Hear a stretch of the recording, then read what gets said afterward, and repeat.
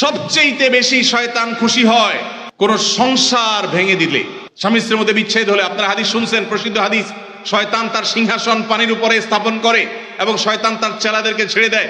চেলারা সারাদিন আকাম কুকাম করে সারাদিন অপকর্মের পরে ফিরে এসে তাদের দলনেতাকে বলে, আমি একজনকে খুন করিয়েছি, একজনকে দিয়ে আরেকজনকে দিয়ে একটা মিথ্যা বলিয়েছি, আরেকজনকে দিয়ে মাদকাসক্ত করিয়েছি, আরেকজনকে দিয়ে অমুক জেনা করিয়েছি। তখন শয়তান বলে, হ্যাঁ অবশ্যই কিছু না কিছু করেছ। কিন্তু যখন কোন শয়তান এসে বলে একজন স্বামী স্ত্রীর মধ্যে বিচ্ছেদ ঘটায় দিছি, তখন শয়তান বলে তুমি সবচেয়ে বড় কাজ করছো, সে সবচেয়ে বড় খুশি হয়। যে সমস্ত পুরুষেরা মহিলাদেরকে অথবা পুরুষদেরকে উস্কায়, দেখবেন যে অনেক মহিলাকে যায় অনেকে বলে, ভাবি আপনার মতো মানুষের সাথে ভাই রাগ করে কেমনে, মানে আপনার মতো এত ভালো, এত ভদ্র, এত রূপবতী মানুষটার সাথে রাগ করে যে কেমনে, এত পাষাণ সে কিভাবে হয়? বুঝবেন যে এই লোক হলো সাক্ষাৎ ইবলিস। আবার একই কথা ওই পুরুষ লোকটাকে যদি বলে যে ভাই আপনি তো রাজপুত্র, মাশাআল্লাহ, আপনার কপালে রাজরানী আসলেও কম হবে।